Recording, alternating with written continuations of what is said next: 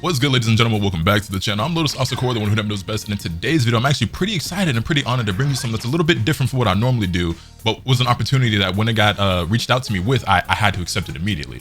First things first though, I mean, looking around my office, you can tell that I'm a collector of many things, whether that's sneakers, skate decks, anime Blu-rays and DVDs, manga, plushies, posters, whatever the case may be. I collect a lot of things, okay?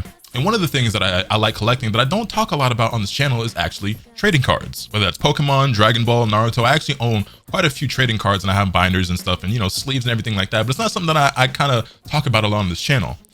That changes today because one of my favorite anime of all time is Yu Hakusho. In fact, it's my second favorite anime of all time. You can see back there, I've got a bunch of Yu Hakusho skate decks hung up on the wall. Over on my couch over there, I have a Kurama blanket hanging over the back of it. I own the entire series on Blu-ray. I have every volume of the manga. And that is why when Universus reached out to me with the opportunity to be a part of their reveal for their brand new Yu Hakusho TCG, I had to be a part of it. No hesitation, no questions asked, sign me up. I'm in there like swimwear. Now, that being said, I'm no expert on this TCG. So for me, this is more so just about seeing the card art and everything like that. But this is a game that I would love to learn how to play and something that I absolutely want to get my hands on when this set does release sometime next month in February. They reached out to me with a list of characters that I could choose from and be part of the reveal for. And of course, I mean, it probably is no surprise to some of y'all, you know, as my name is Lotus, I am the flower boy. I had to go ahead with the resident flower boy of Yu Hakusho, and I picked Kurama. So with that being said, we're gonna go ahead and get into these reveals. In the comments down below, I would love to hear you guys' thoughts and opinions on these cards. Let me know what your favorite card art is that you see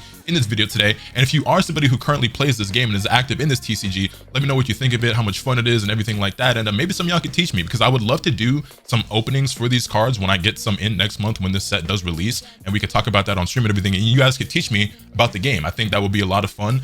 And my homie Rhymestyle is also part of this as well, and I would love to play the game with him next time we link up in person. I think that would be really cool as well. So with that, let's go ahead and get into the first card. And first up, we have Kurama Yoko Unleashed, rocking out all white when I'm feeling golly. And I'm not gonna lie, I like this card art quite a lot. Now, I did do some very light research into the game and how it's played or whatever before I made this video, because like I was like, okay, if I'm gonna be part of this, I'm sure there's gonna be some people in the comments that are like, and why did he get to be part of this? He doesn't even know anything about the game. But it's probably because I'm such a big Yu Hakusho fan that they wanted me to be part of it, and that's cool, and I greatly appreciate that. But from what I understand, there's character cards, there's foundation cards, and there's attack cards, and this is very clearly a character card, and a pretty sick looking one at that. From what I learned, basically your character card determines a lot about your deck and how you play the game, including your maximum health and your hand size, which I believe are what these numbers over here represent. So my maximum hand size would be 7, my health is 20, and you know what I'm saying, you pretty much get the idea. Now, when I went to the Universus website to learn a little bit about the game and just see like the basic rules and guidelines, whatever, and like, you know, what these different cards are and what they do, I saw that like obviously the health, the hand size, everything like that varies a lot. So I don't really know where Kurama ranks right now and compared to other cards with that, and how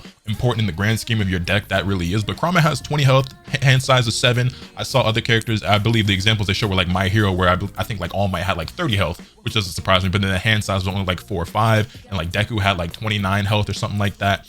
So, you know, seems like Kurama is a little bit weaker in terms of health, but he has a bigger hand size, so maybe he's a bit more of a glass cannon type of card. I would assume it probably enables you to have more attack cards and more foundation cards and use those, but if you get hit, you're probably gonna feel it a lot. I'm not gonna pretend like I'm some expert on how the game is played, so I'm not gonna try to go too in depth and in detail into what these cards do. Like I said, for me, it's probably more so just about seeing the reveal of these cards and seeing the card art and everything like that and appreciating that. But you guys can feel free to read the details for yourselves and let me know how you feel about this and how excited you are to get your hands on them. Next up, we have OGG Plant Grass, which is actually okay, so Kurama's not featured in this card, but this is kind of cool because I'm actually in the middle of a Yu Hakusho rewatch right now myself for the billionth time, right? I'm rewatching the anime, but I'm watching it with my girlfriend, and it's her first time ever seeing it.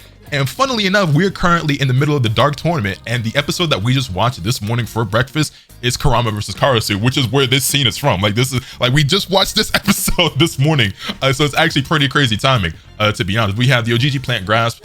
Also, I'm noticing that these are numbered down here in the corner. So this one says 65 out of 154. And if I just go back real quick, yeah, this Kurama character card is 64 out of 154. So does that mean there's 154 cards total in this Yu Hakusho set? I presume that's what that means. So that's pretty cool as well to know. But with that, moving on to the third card we have in the set, and I believe we have 9 cards in total to show here today. We have another attack card, and this time it's OGG Plant Strike, which looks pretty sick. I'm not gonna lie, with Yoko Kurama, you know, standing in the back there looking. He's just standing there menacingly. But yeah, man, Yoko Kurama has always been one of my favorite characters in Yu Hakusho, and I kind of always go back and forth between whether or not it's Yusuke or Kurama, but then Hiei is also really sick, and I believe Hiei is actually the character that the big homie Rhymestyle was actually given in order to reveal on his channel.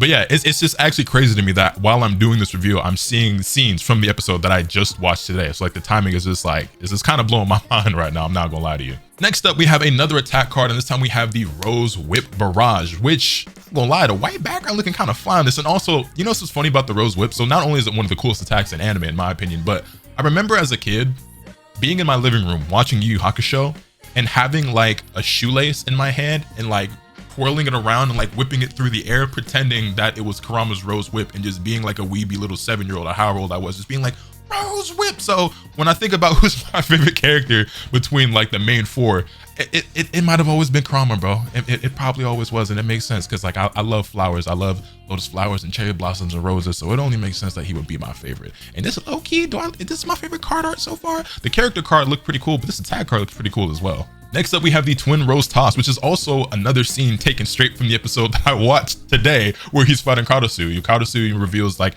or basically he doesn't reveal, but Kurama transforms into Yoko Kurama, and then he understands how Karasu's ability starts working. He takes out these two roses. They have this really dope holographic effect all over it. Then they turn into roses, and he throws them at the little demons that Karasu summons, and then, yeah, you know what I'm saying? But yeah, really cool looking attack card. And then next up, we have our first foundation card in the set, which I don't know, that one might have just taken the cake from my favorite card art, which is probably going to be something you're going to hear me say a lot. Obviously, like the majority of my comments are going to be on the card art. As interested as I am in potentially learning how to play the game and then actually playing it with some homies, for me, the biggest draw is as a collector. There's just something very satisfying about just seeing really cool looking cards and then, you know, put them in some sleeves and put them in a binder and just flipping through them or whatever.